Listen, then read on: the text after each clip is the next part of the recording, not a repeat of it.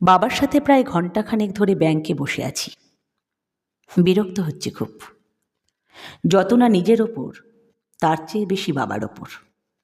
অনেকটা রাগ করে বললাম, বাবা, কতবার বলেছি অনলাইন ব্যাংকিংটা শেখো।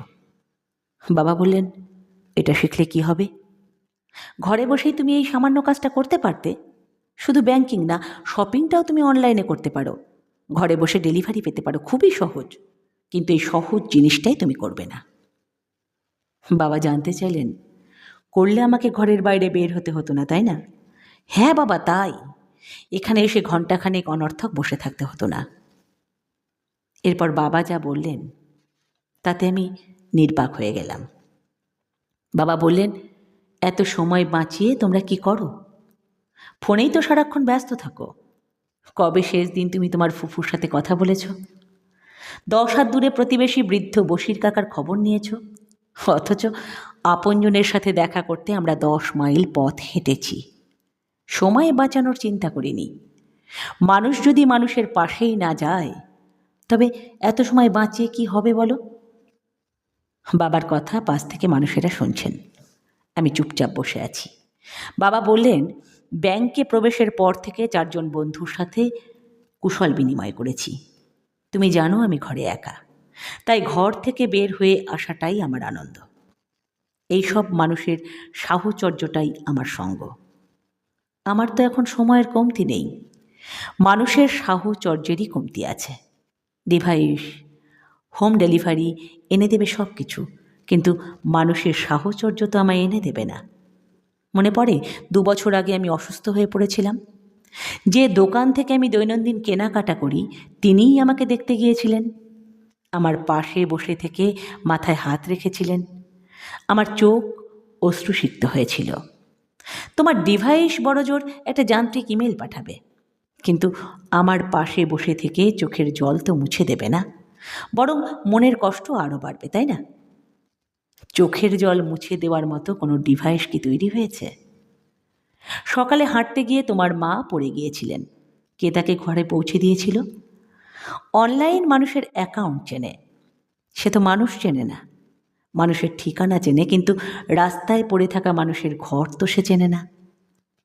এই যে মানুষ আমার শয্যা পাশে ছিল, তোমার মাকে ঘরে পৌঁছে দিল, কারণ দৈনন্দিন নানা প্রয়োজনে একজন আর একজনকে চিনেছি। সব কিছু অনলাইন হয়ে গেলে মানুষ হিউম্যান টাচটা কোথায় পাবে বলো?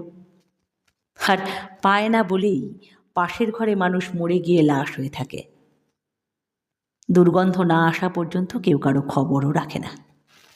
বড় বড় অ্যাপার্টমেন্টগুলো আমাদের অ্যাপার্টি করে দিয়েছে। পুরো পাড়ায় একটা টেলিভিশনে কোনো অনুষ্ঠান একসাথে দেখে সবার আনন্দ আমরা একসাথে জড়ো করতাম। এখন আমরা রুমে রুমে নানা ডিভাইস জড়ো করেছি, আনন্দ আর জড়ো করতে পারি না। এই যে ব্যাংকের ক্যাশিয়ারকে দেখছো, তুমি তাকে ক্যাশিয়ার হিসেবেই দেখছ, সেলসম্যানকে সেলসম্যান হিসেবেই দেখছ, কিন্তু আমি সুখ দুঃখের অনুভূতির একজন মানুষকেও দেখছি। তার চোখ দেখছি, মুখের ভাষা দেখছি, হৃদয়ের কান্না দেখছি, ঘরে ফেরার আকুতি দেখছি। এই যে মানুষ মানুষকে দেখা, এটা একটা বন্ধন তৈরি করে। অনলাইন শুধু সার্ভিস দিতে পারে, এই বন্ধন দিতে পারে না। পণ্য দিতে পারে, পুণ্য দিতে পারে না। এই যে মানুষের সাথে হাসি মুখে কথা বলা, কুশলাদি জিজ্ঞাসা করা, এখানে শুধু পণ্যের সম্পর্ক নেই, পুণ্যের সম্পর্কও আছে। বাবা, তাহলে টেকনোলজি কি খারাপ? আমি জানতে চাই। বাবা বললেন, টেকনোলজি খারাপ না, অনেক কিছু সহজ করেছে নিঃসন্দেহে সত্য। ভিডিও কলের মাধ্যমে লাখে লাখে ছেলেমেয়েরা পড়ছে, শিখছে, এটা তো টেকনোলজিরই উপহার। তবে টেকনোলজির নেশাটাই খারাপ। স্ক্রিন অ্যাডিকশান ড্রাগ অ্যাডিকশানের চেয়ে কোনো অংশে কম না। দেখতে হবে ডিভাইস যেন আমাদের মানবিক সত্তার মৃত্যু না ঘটায়। আমরা যেন টেকনোলজির দাসে পরিণত না হই। মানুষ ডিভাইস ব্যবহার করবে, মানুষের সাথে সম্পর্ক তৈরি করবে, কিন্তু ভয়ঙ্কর সত্য হলো এখন আমরা মানুষকে ব্যবহার করি, আর ডিভাইসের সাথে সম্পর্ক তৈরি করি। মানুষ ঘুম থেকে ওঠে আপন সন্তানের মুখ দেখার আগে মোবাইলের স্ক্রিন দেখে। সায়েন্টিফিক রিসার্চ ইনস্টিটিউট এটাকে ভয়ঙ্কর মানসিক অসুখ বলে ঘোষণা করেছে। কিছুদিন আগে আশা ভোঁসলে একটা ছবি পোস্ট করে ক্যাপশন লিখেছেন, আমার চারপাশে মানুষ বসে আছে, কিন্তু কথা বলার মানুষ নেই, কারণ সবার হাতে ডিভাইস। বাবা দীর্ঘশ্বাস ফেলে বললেন, জানি না ভুল বলছি কিনা, তবে আমার মনে হয় তোমরা পণ্যের লোগো যত চেনো, স্বজনের চেহারা তত চেনো না। তাই যত পারো মানুষের সাথে সম্পর্ক তৈরি করো, ডিভাইসের সাথে না।